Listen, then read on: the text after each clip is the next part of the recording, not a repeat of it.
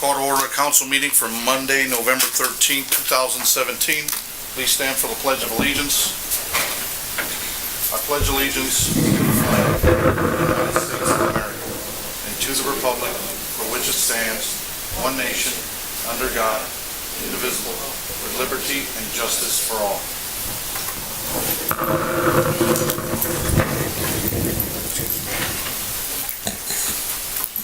Clerk Santos, roll call, please. Present. Walker. Present. Vasquez. Present. Garcia. Present. Orange. Present. Perez. Present. Medina. Present. Monroe. Present. Francis. Present. I have a motion to accept the minutes for the regular meeting on Monday, September 25th, 2017. So moved. Second. Motion was made by Councilman Monroe, seconded by Councilman Perez. Do you have any questions on the motion? Clerk Santos, roll call. Maldonado. Yes. Walker. Yes. Vasquez. Yes. Garcia. Yes. Orange. Yes. Perez. Yes. Medina. Yes. Monroe. Yes. Francis. Yes. I have a motion to accept the minutes for the special meeting October 30th, 2017. So moved, Mr. President. Second. Motion was made by Councilman Garcia, seconded by Councilman Perez. Any questions on the motion? Clerk Santos, roll call, please. Maldonado. Yes. Walker. Yes. Vasquez. Yes. Garcia. Yes. Orange. Yes. Perez. Yes. Medina. Yes. Monroe. Yes. Francis. Yes. Do we have any communications from the mayor? Yes, Mr. President. We have Chief of Staff Sandra Favela and also Attorney Carla Morgan and Mr.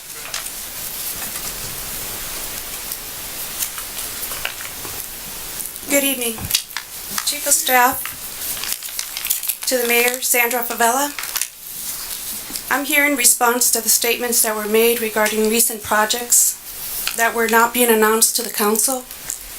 I truly apologize if you were not aware of those projects, as it was certainly not the Mayor's intention. The City of East Chicago has invested millions of dollars in upgrading its infrastructure. From rebuilding our streets, new trucks for public works, new squad cars for police department, new fire apparatus for fire department, and even the replacement of residential water lines. Our investment has been widespread. Two of the projects that the city has been most proud of are the new Fieldhouse community centers. The first being the replacement of Heritage Hall. These new facilities are designed to make our city healthier and provide recreation opportunities for all ages.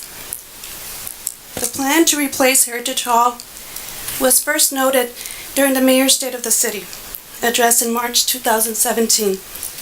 That was attended by citizens and elected officials.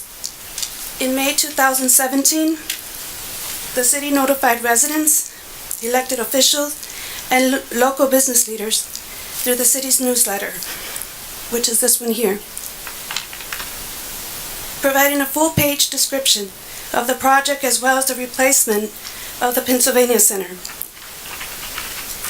The newsletter was distributed by U.S. Mail, copies of which were placed in each council's member in her office mailbox. I have provided copies of the East Chicago Life Issue 3 to 2017 to City Clerk Santos for all council. The projects were also publicized on Facebook, Twitter, city website, and ECTV. We will continue to provide all city council members with information about the administration's efforts to make a city a better place to live and invest in, and look forward to working with you in the future to better our city. Thank you. Mr. President, Attorney Carla Morgan is next.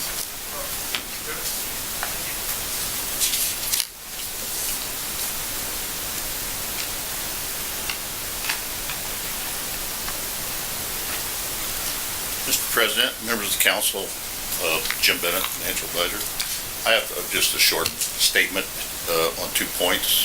First, the sanitary district budget and the veto, and then secondly on the growth factor new maximum levy.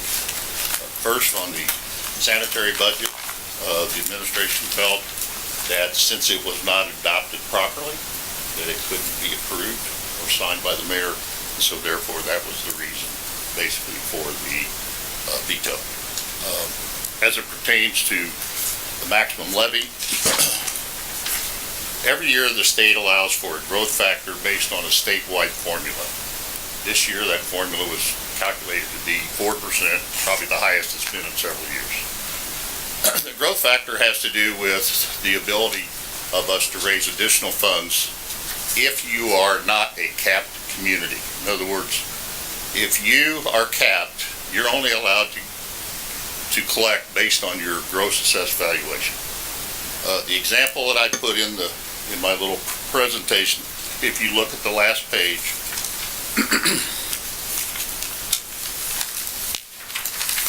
your last page, talks about the 2016 collections. In that point I'm trying to make here is this. We advertised a budget for the a tax levy for the general fund of $35 million. The state revised that at their hearing and allowed us to collect, we would be allowed to collect by levy $33 million, and I'll round the numbers, $257,000. We actually collected $26,787,000. We were short some $6.5 million. That's because we could not get there because of our cap, the 1, 2, 3. And the point I'm trying to make is this year we were allowed the growth factor, which is somewhat short of $2 million, but we couldn't use it because we can't collect it. Now, it has no real impact this year. We'll get it back next year. And the other factor that is the only way that I think it has any impact at all is that there's sometimes a recalculation of how they distribute the income tax, and that may be some small portion, but it would be very minute compared to the total distribution. So that's really the presentation I had tonight. I just wanted to explain that by reverting, we did not, as a city, really lose dollars and cents because we couldn't collect it in the first place. And with that, thank you. Mr. President, I got a question. Councilman Garcia. Two questions. Mr. Bennett, the statement you just made said we're not going to lose no money if we revert back. Pardon? We're not going to lose any money if we revert back. We will not lose collections from property taxes. Can you clarify that now? Are we going to lose any money? As I said, there may be some minor adjustment in the future over the income tax. Other than that, I don't believe so. The mayor stated $4 million in the papers. Well, let me explain. I'm sorry, I didn't come here to. I'm just stating. You made a statement. But the $4 million has to do with the budget and the loss by reversion. The budget increase was approximately $4 million, and that's what he's talking about, not tax collection. I know Mr. Dalton did a calculation, and his calculation was $1,900,000 and some dollars. I don't know where the can you tell me where the $4 million came from? I would be glad to come back to this.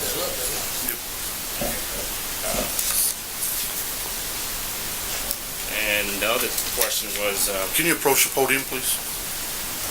I'm sorry, I don't have the authority to answer questions. I'm here just to do that presentation. I'll be glad to come back and with the meeting, the schedule, and I'll be glad to sit with the council and try to answer any questions I can.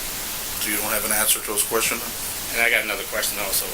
The sanitary budget by law was by November 1st. So why you say we couldn't do it? Because I don't believe that the meeting held on October the 30th was a legitimate meeting. It was a legitimate money. There was enough time. Because it wasn't advertised. I'm still talking. I'm sorry. And we didn't make no changes to the sanitary budget at all whatsoever, and it was a legal meeting. Well, the legal meeting will be determined by the State Board of Taxation. Thank you. You're up, attorney. Good evening, Carla Morgan, I'm an attorney for the city. I have correspondence from the mayor, it's a letter to the council members. I'm going to read into the record. It's regarding the veto of ordinances 17-0023, 17-0025, and 17-0029. To the East Chicago Common Council, Indiana Code sets forth the mandatory budget process which must be followed by every political subdivision in the state of Indiana when adopting a budget. If the political subdivision fails to follow the procedure, the budget fails, and the subdivision's budget reverts to the prior budget. This council, by taking actions outside of the law, invalidated the 2018 budgets for the sanitary district and for the civil city. The law requires the council to properly advertise the budget and key dates. The budget process is designed to allow taxpayers to have knowledge and input into how their tax dollars are spent, and to provide taxpayers with the opportunity to object to a budget if they so choose. Because transparency and notice are key, state law and state budget procedures require that budgets, dates for the public hearing, date of adoption, and any amendments to the budget be reflected in Form 3 and timely uploaded into Indiana's gateway budget notices for local government, such that the budget notices are available to the public at http://budgetnotices.in.gov. In summer 2017, this council held an aggressive schedule of council committee meetings on the city budget. These meetings were held from July through September. These council committee meetings were advertised with every city department attending its designated meetings in order to discuss its proposed budget and the department needs with the council. The council members who attended and participated asked unlimited questions of the department heads, the controller's office, and various city staff members. City staff was obligated to provide requested information to the council. Through this process, the proposed 2018 city budget was formulated. The civil city budget was uploaded to the Department of Local Government Finance's online gateway in accordance with Indiana Code 6-1.1-17-3 and Indiana Code 6-1.1-17-5 and the DLGF's guidelines for the advertisement and adoption of budgets and levies. The budget was entered into Form 3 and uploaded to the DLGF's online gateway on September 21st, 2017. That's the civil city budget. The date for introduction of the civil city budget was advertised as September 25th, 2017. The public hearing date was advertised as October 9th, 2017, and the date for final adoption for the civil city budget was advertised as October 23rd, 2017. The sanitary district budget was developed according to its budget procedures codified in Indiana Code 13-21 et cetera. The sanitary district budget was then uploaded in accordance with the same notice requirements on September 1st, 2017. The date for introduction of the sanitary district budget was advertised as September 25th. The public hearing date was advertised as October 9th, and the date for final adoption was advertised as October 23rd, 2017. The civil city and sanitary district budgets appeared on September 25th, 2017 Common Council agenda. At that meeting, Councilman Garcia moved to amend the agenda to remove Ordinance 17-0023, Ordinance for Resolution for Appropriations and Tax Rate, which was the sanitary district budget. Remove that from the agenda, and this motion passed. The result was that the council failed to introduce the sanitary district budget on September 25th, 2017. At that same September 25th meeting, Councilwoman Christine Vasquez moved to introduce Ordinance 17-0025, Ordinance or Resolution for Appropriation and Tax Rate, Civil City, which was a civil city budget. When no councilperson seconded the motion to hear Ordinance 17-0025, on first reading the motion failed. The result was that the council failed to introduce the civil city budget on September 25th, 2017. At the October 9th meeting, the Common Council held a public hearing at 6 p.m. A single hearing was held for both Ordinance 17-0023, the sanitary district budget, and Ordinance 17-0025, the civil city budget, as they were advertised via gateway. First, Ordinance 17-0023 was discussed and the podium opened for public comment. Then Ordinance 17-0025 was heard and the podium was open for public comment. The hearing on these two budget ordinances were then closed and the council opened its regular meeting. The regular meeting then opened. The council came to ordinances on first reading, and a motion was made by Councilman Garcia and seconded by Councilman Medina to adopt Ordinance 17-0023 on first and second reading. For a budget ordinance, first reading is the introduction of such ordinance. The council voted to pass ordinance 17-0023 on first and second reading with 8 votes in favor and none opposed. Next, a motion was made by Councilman Garcia and seconded by Councilman Medina to adopt ordinance 17-0025, the civil city budget, on first and second reading. The council voted to pass ordinance 17-0025 on first and second reading with 5 votes in favor, 3 opposed. By law, the introduction of the budget must occur before the public hearing. This did not occur in the case of ordinance 17-0023, the sanitary district budget, nor with ordinance 17-0025, the civil city budget. By holding the public hearing before voting to introduce each budget ordinance, the Common Council violated Indiana Code 6-1.1-17-5A. The council was obligated to introduce the budget ordinances on first reading before the public hearing. Indiana Code 6-1.1-17-5A states as follows, quote, "In a consolidated city and county and in a second-class city," which we are, "that public hearing by any committee or the entire fiscal body may be held at any time after introduction of the budget."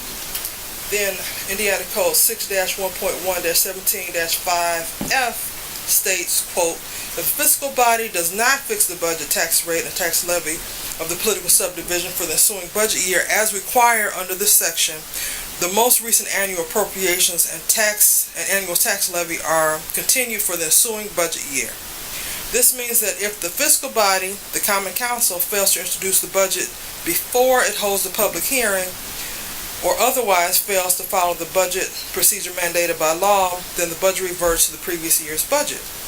Furthermore, when the council failed at a September 25th, 2017 meeting to hear either budget ordinance 17-23 or 17-25,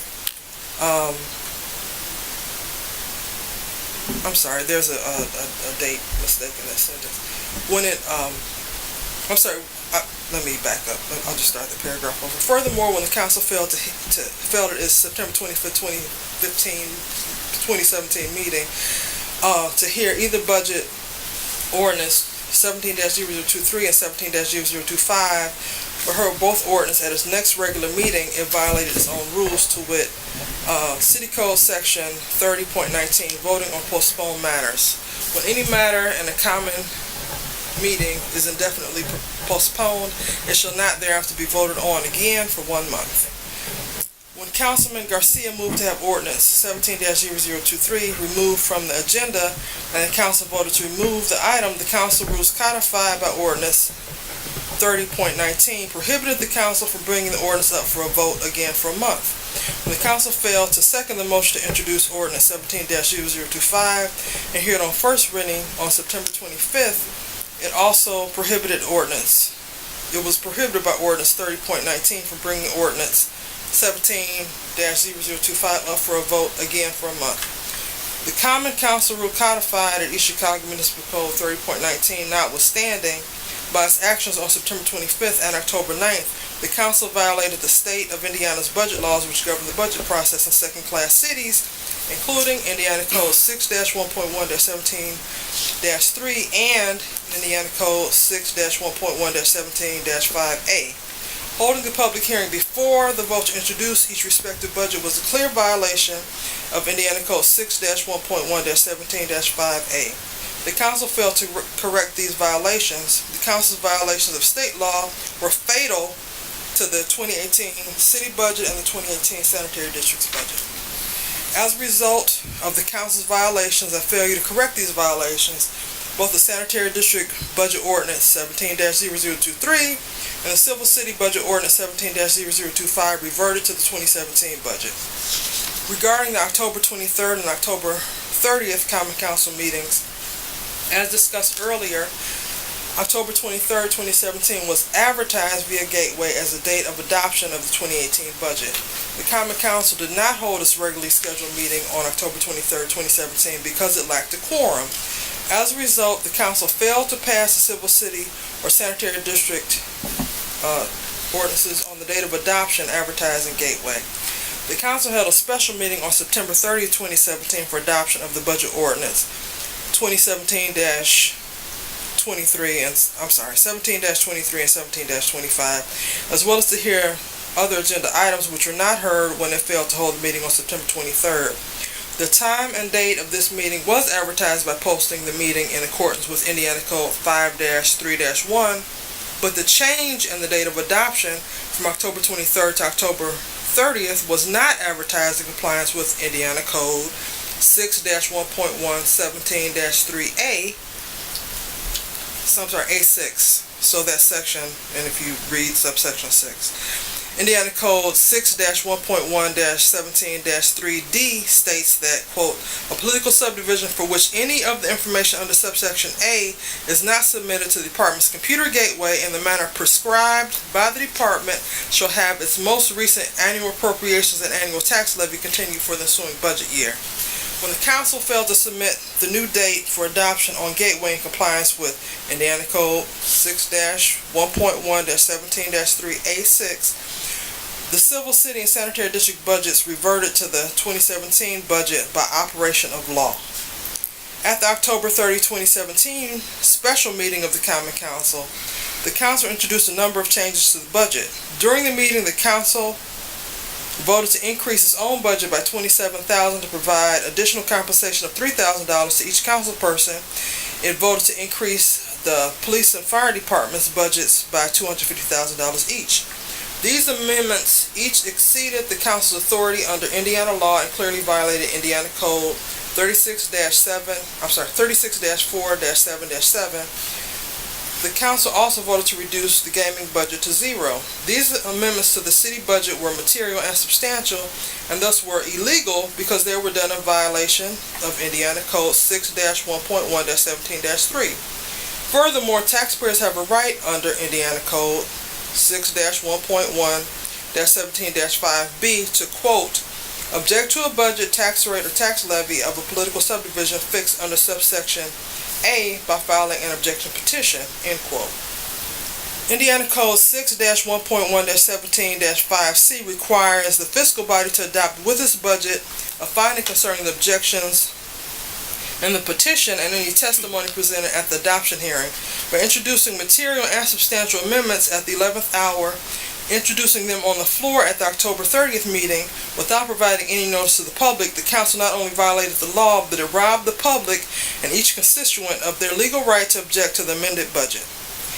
In the case State ex rel Blackwell versus Hatcher, the amendment to the budget, which was considered, quote, material and substantial, was a $300 increase in the public safety uniform allowance.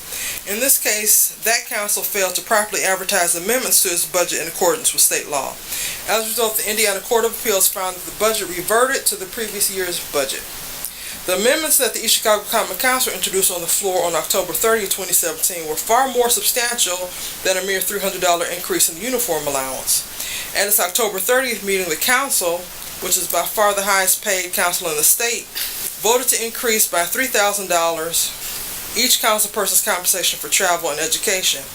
It also sought to increase the police department and fire department's budget by $250,000 each in violation of Indiana Code 36-4-7-7 and reduce the city's gaming budget to zero. These amendments are material and substantial. As a result, even if the council had the legal authority to make some of the amendments to the budget, it is legally barred from doing so without first advertising the amended budget and date of adoption on Gateway in compliance with Indiana Code 6-1.1-17-3A6. Indiana Code 6-1.1-17-5 sets the deadline for adoption of budget ordinance as November 1st for the ensuing budget year. Indiana Code 6-1.1-17-5F states that if the budget is not adopted by the November 1st deadline, the budget reverts. Indiana Code 36-4-6-14 states, quote, an ordinance, order, or resolution passed by the legislative body is considered adopted when it is, Section 2 says, either approved by the city executive or passed over the executive veto by the legislative body under Section 16 of this chapter. Also, Section 16 of that chapter, which is Indiana Code 36-4-6-16, states, quote, within 10 days after an ordinance, order, or resolution is presented to him, the city executive shall approve the ordinance, order, or resolution by entering his approval on it, signing it, and sending it to the legislative body by message announcing his approval. Or 2, veto the ordinance, order, or resolution by returning it to the legislative body with a message announcing his veto and stating his reasons for the veto. The executive may approve or veto separate items of an ordinance appropriating money or levying a tax. If the executive fails to perform his duty under subsection A, the ordinance, order, or resolution is considered vetoed. Whenever an ordinance, order, or resolution is vetoed by the city executive, it is considered defeated unless the legislative body at its first regular or special meeting after the 10-day period prescribed by subsection A passes the ordinance, order, or resolution over his veto by a 2/3 majority vote. Furthermore, with regard to Ordinance 17-0029, an ordinance fixing the salaries of police and fire personnel in the city of Chicago, Indiana, for the year 2018, this ordinance was not adopted by the required deadline. Indiana Code 36-8-3-3D states that, quote, the annual compensation of all members of the police and fire departments and their appointees shall be fixed by ordinance of the legislative body no later than November 1st of each year for the ensuing budget year. This was not done by the November 1st deadline because it was not adopted by that date by being signed by the executive or passed over the executive's veto as per Indiana Code 36-4-6-14. However, with regard to Ordinance 17-0026, salary ordinance for appointed officers and employees of the city of Chicago, this ordinance was adopted by the November 1st deadline mandated by Indiana Code 36-4-7-3B because it was signed by the executive by the November 1st deadline. I explained my veto of ordinances 17-23, 17-25, and 17-29 by providing a letter containing my reasons for vetoing these 3 ordinances. While the letter speaks for itself, in it I explained that the council had exceeded its authority with regard to certain amendments and failed to adhere to the state's budget process. The point of the veto is that I understand and respect the city's responsibility to follow state budget laws, and I believe in transparency in government. If the council chooses to ignore these responsibilities and the limits of its powers under state law, I cannot and will not ignore these requirements, nor will I participate in this council violating the public's right under law to have an opportunity to have notice and meaningful input into the budget.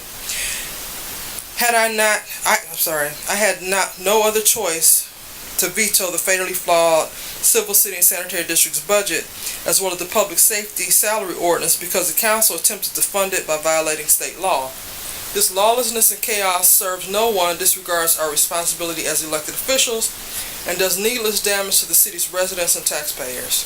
The proposed 2018 Civil City budget was uploaded to Gateway on September 21st, 2017 with dates for introduction, the public hearing, and adoption, which were chosen by the council after an extensive committee meeting schedule.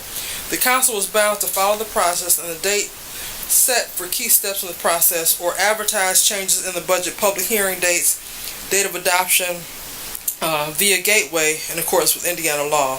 The council chose not to do this. Instead, the council failed to introduce the budget on September 25th, 2017. The council then violated state law by holding the public hearing before it voted to introduce the budgets.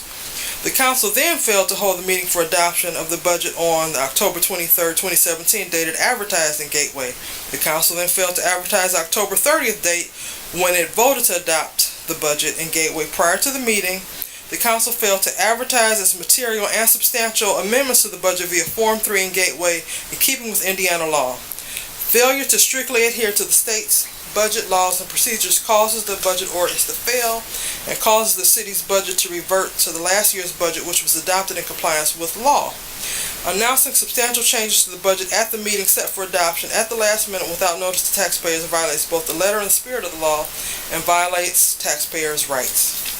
While the loss in levy will be negligible because we do not have the assessed valuation to collect revenues equaling our maximum levy, any levy which may be lost was lost because of the council's grievous and repeated violations of the state budget laws and not because of my veto. Throughout this process, I have attempted to work cooperatively with the Common Council. We started the budget process in early June. I made each and every department and staff available to the Common Council. There was no limit on the questions which could be asked or documents provided from June until the budget was formulated and advertised in early September. I continue to make information and staff available to council members. My door is open to any council member who requests a meeting with me. While certain council members may say at their meetings that they have not received requested information, these members have never submitted such requests to my office nor to city staff. I implore the council to work cooperatively to continue the responsible fiscal policy, sensible budgeting, and good government practices we have worked so hard to put in place over the last 7 years. Sincerely, Anthony Copeland, Mayor.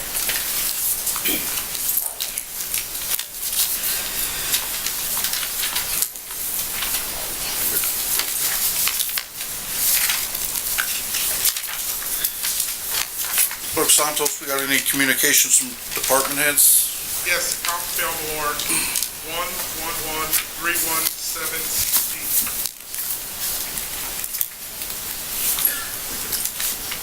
So moved, Mr. President. Second.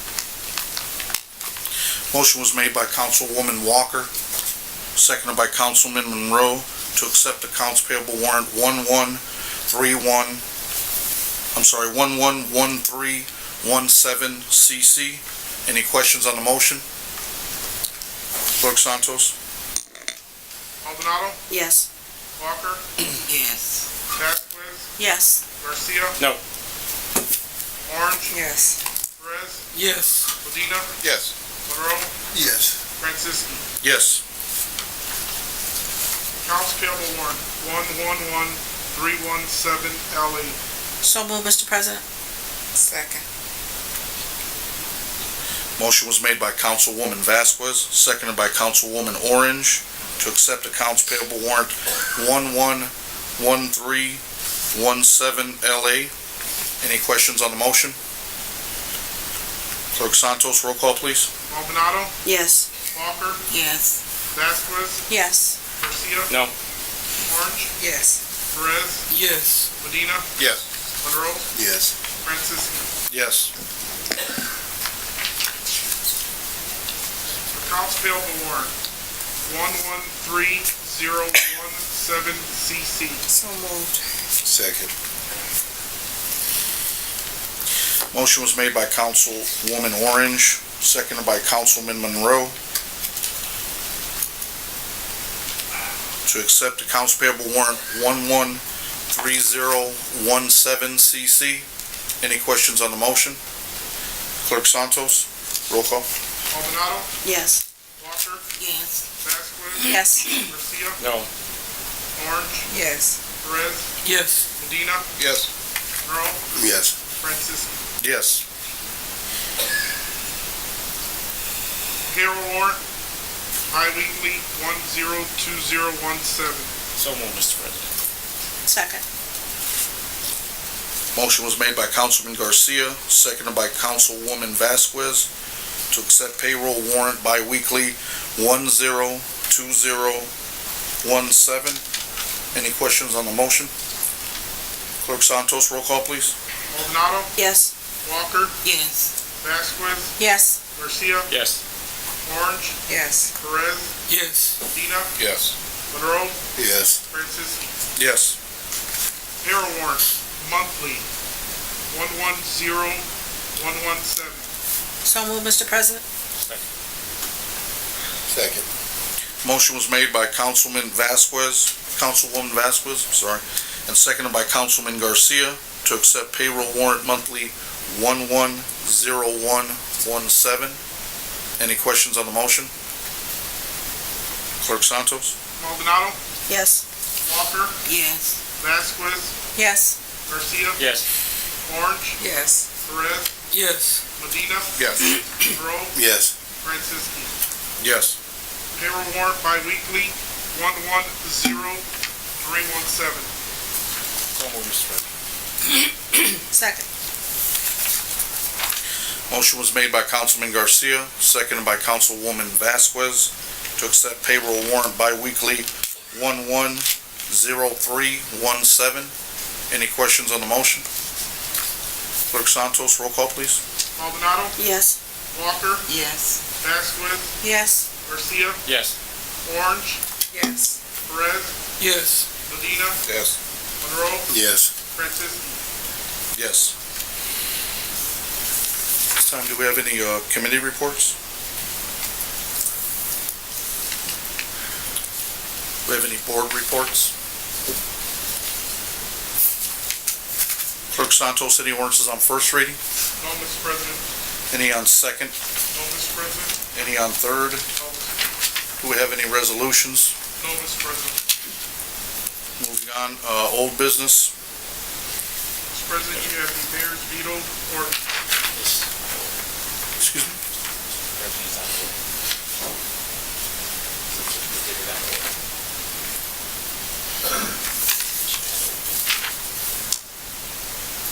Okay, we're moving on to new business. No, it's the vetoes. Well, that's what he was going at. Get to that. Go ahead, clerk. Mayor's veto ordinance, 17-0023 ordinance or resolution for appropriations and tax rate sanitary district. So moved, Mr. President, veto. Second. Motion was made by Councilman Garcia, seconded by Councilman Monroe, to override the mayor's veto on ordinance 17-0023. Clerk Santos, roll call, please. Maldonado, Yes. Walker, No. Vasquez, No. Garcia, Yes. Orange, No. Perez, Yes. Medina, Yes. Monroe, Yes. Francis. Yes. Mayor's veto ordinances, ordinance 17-0025, Mr. President, Village of Silver City. So moved, Mr. President, veto. Second. Motion was made by Councilman Garcia, seconded by Councilman Monroe, to override the mayor's veto on ordinance 17-0025. Clerk Santos, roll call, please. Maldonado, Yes. Walker, No. Vasquez, No. Garcia, Yes. Orange, No. Perez, Yes. Medina, Yes. Monroe, Yes. Francis. Yes.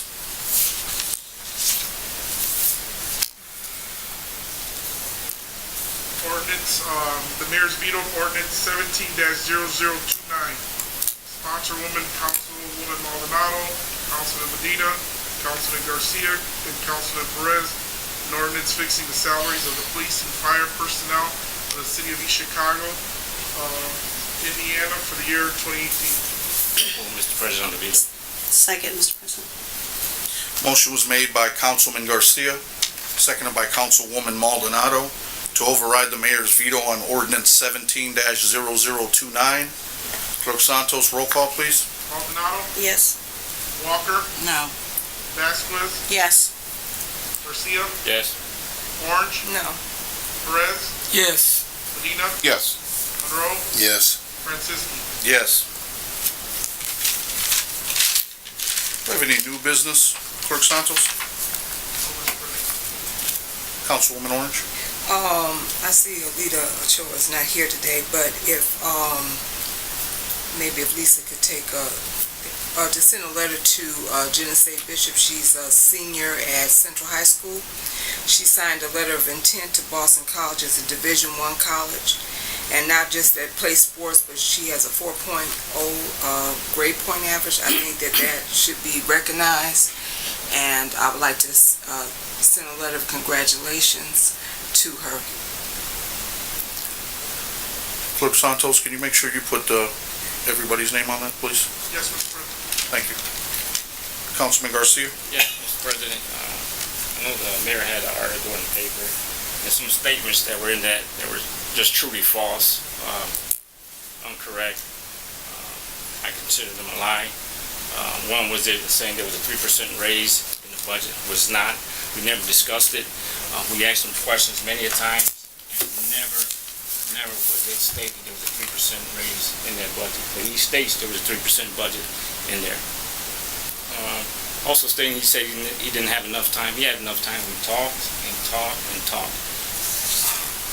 What this basically is down to is because we get police and fire raised, and we zeroed out gaming. And the only thing we did that is for transparency. Before any bills are paid, it comes to this council. It's for transparency. That's all this boils down to. He said it was $4 million. It's going to be $4 million less. I asked Mr. Dalton last week, what would that number be? And that number would have been $1,992,000. But he throws out a figure, $4 million. Another falsehood. Another one is that he said we did a sleight of hand to give ourselves a raise. We didn't give ourselves a raise. The only way we could give ourselves a raise if we vote on a salary ordinance for elected official. But he throws it out there, another lie. We didn't give ourselves a raise. So I just get sick and tired of the games that he wants to play, and that's all I want to say, Mr. President. Moving on to public expression. The first one we have, if you could please keep your comments to 3 minutes. Yes. I likewise was not only surprised, but I was disappointed at reading the mayor's article calling this council to pirating the budget. I can tell you that I personally voted the way I voted because information that I requested at the budget hearings regarding the law department were not provided to me. If they're not provided to me, I cannot vote for it. He says in his own letter here that his people have to answer to us with no restrictions. You heard Mr. Bennett say he's not authorized to speak here tonight. That's what we get when we do budget hearings. They're not authorized to do this. They don't know that. We'll get back to you. And we never, ever get the true picture. This all boils down to this council taking over the police and fire salary. That's what started all of this.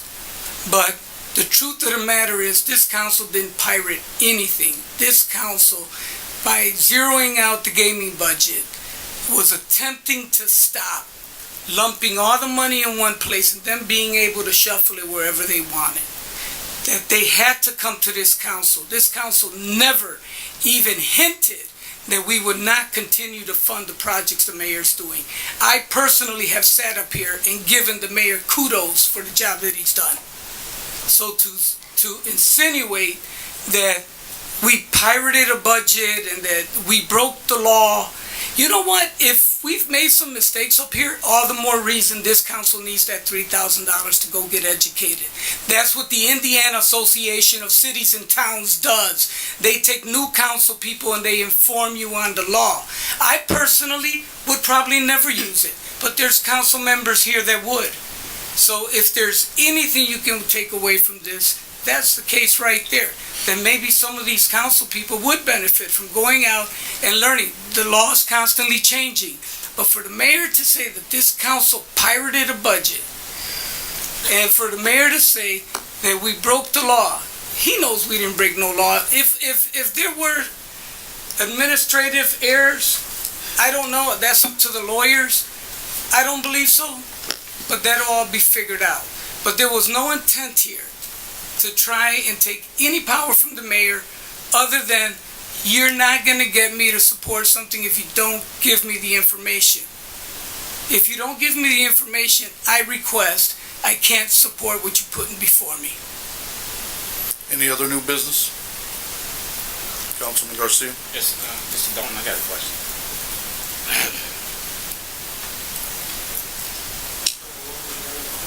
I was going to wake you up. Whose responsibility is to put that stuff on Gateway? It's not necessarily a responsibility issue because the only person that has login rights to Gateway is the fiscal officer of the city, which in the second-class city is the controller. And the controller controls the Gateway access at all times. Thank you. Mr. President, I know Elia's not here, but I just want to make a request that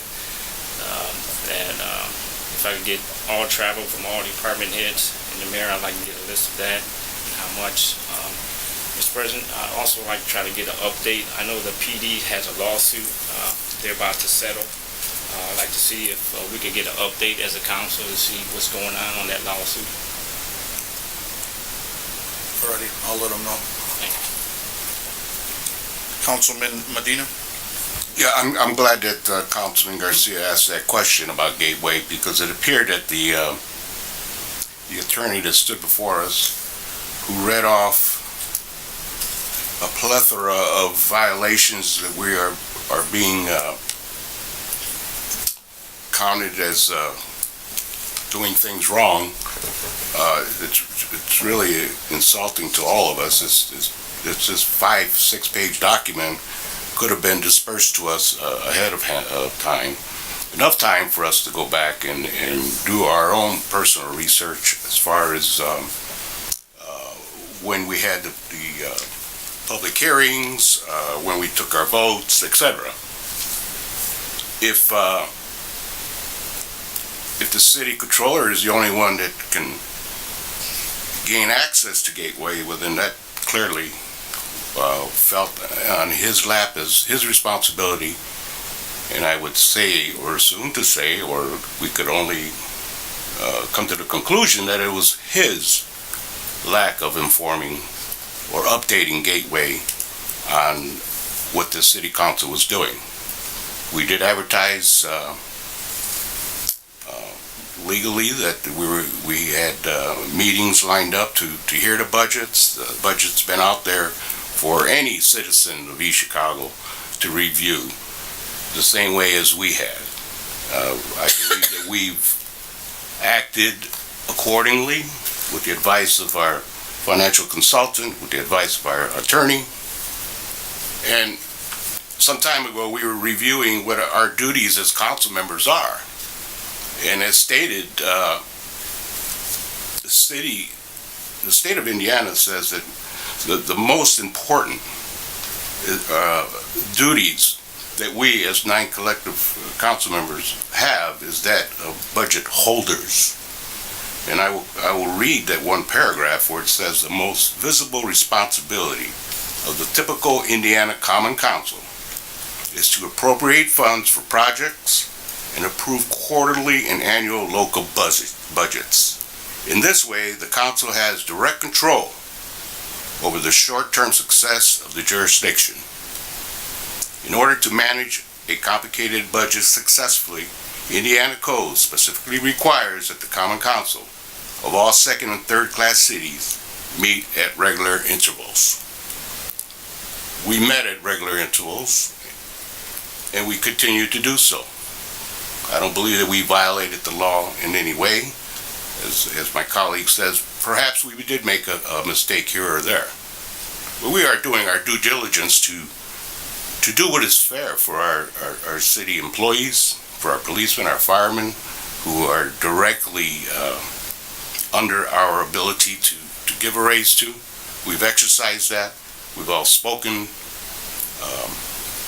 on our own personal reasons why. And if we collectively don't have control over our budget, then I don't believe that this budget is the mayor's. It's all of ours. And that's why the state law, it gives us authority to do such things, to maintain that checks and balances, to maintain that we are doing collectively what we believe is right for the citizens of East Chicago and the employees of our city. That's all I have to say. Moving on to public expression. Please keep your comments to 3 minutes. The first one we do have is Mr. Juan Andrade.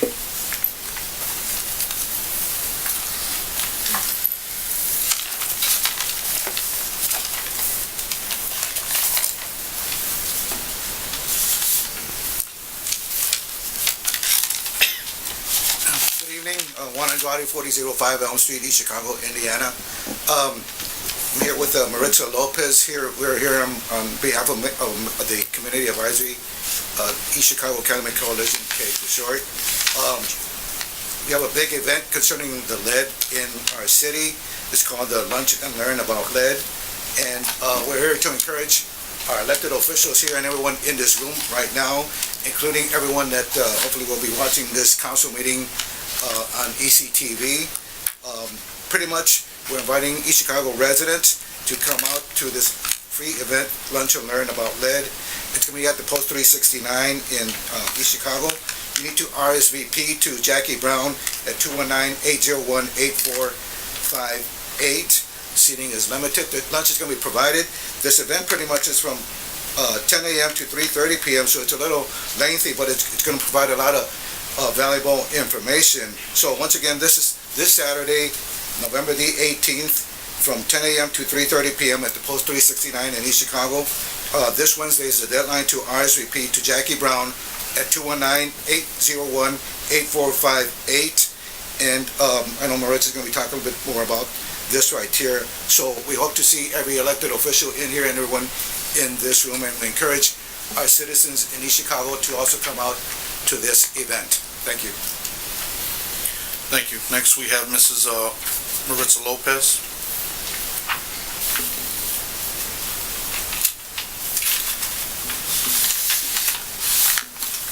Thank you very much. I'm here on behalf of the CAG, but first of all, as a resident, I'm going to say kudos to see the legislative body step up, finally. So on behalf of a resident and a taxpayer, thank you. I have to say that much. Now, on behalf of the CAG, this event is very important. The East Chicago Calumet Coalition received one out of 15 national grants to do this event. National. For our first time just being born as a Superfund resident organization as per the lead and arsenic contamination and also PAHs. This is key to bring the press here to the city. It is known we are an industrial city. Right now, on Wednesday, there's a meeting at Riley Park taking place because of the coke plant. Those ovens are shifting because the foundation isn't straight. So guess what's escaping? And EPA has to allow a permit on that.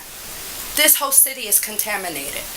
NAACP donated, and we're going to be handing these out. These are home testing water kits. And I'm going back to what the city attorney had mentioned about the water project. The residents of the Superfund helped push that. February 18th, we went downstate for House Bill 1344. And I was one of those residents. So it isn't a mayoral project solely, along with the organizations that endorsed this, with Earl Harris. And we pushed the service lines to be replaced. That's why the Water Board now is pushing for an $18 million project citywide to help with the water. So you know it's a citywide problem with the water contamination. Everybody needs to get serious on this. So we'll be handing out home lead test kits. Indiana State University will be there doing with the XRF. I encourage people, bring some old soil from your home. They will have the XRF machine to test the soil. This is citywide that we're doing this. We find ourselves as ground zero. 40 years of being contaminated. But being an industrial city, right next to us we have a brownfield. EPA just released a grant on that we're going to push up for another 501c3. It is imperative that all of you as our legislative body come and represent your constituents. As you stated, the transparency is needed because ourselves, as residents, we can't get in and speak with the mayor. We've been waiting since February. 30 seconds, ma'am. So I want to thank you. We're going to be passing out water filters. Food is included, like he stated. Our keynote speaker is Bruce Lampier, worldwide renowned pediatrician expert that worked with EPA and took EPA to the Supreme Court while he was working to lower the lead counts. And he's coming in. He's flying in. And Dr. Susan Evans, please have people RSVP by Wednesday because seating is limited. And we also have daycare. Thank you. Thank you. Next, we have Lupe Rodriguez.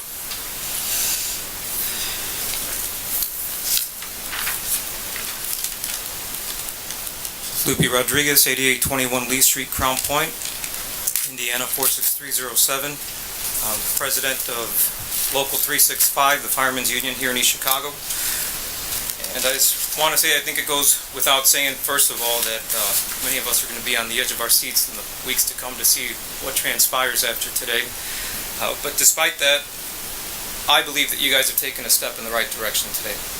The department has been stagnant for roughly 14 years in terms of pay, and while we have enjoyed bonuses over the years, I don't want you to forget about the pensioners that are on the 37 Act. They have not had not one single cost of living raise over that span of time. So this will actually represent the first significant increase that they've had in years. So on behalf of myself, the members of my union, and the pensioners, I want to just express my sincere thank you, especially to all those who I've had the luxury and pleasure of working with and speaking to. Thank you. Have a motion to adjourn, please. So moved. Second. Motion was made by Councilman Medina, seconded by Councilman Garcia. Clerk Santos, roll call, please. Yes.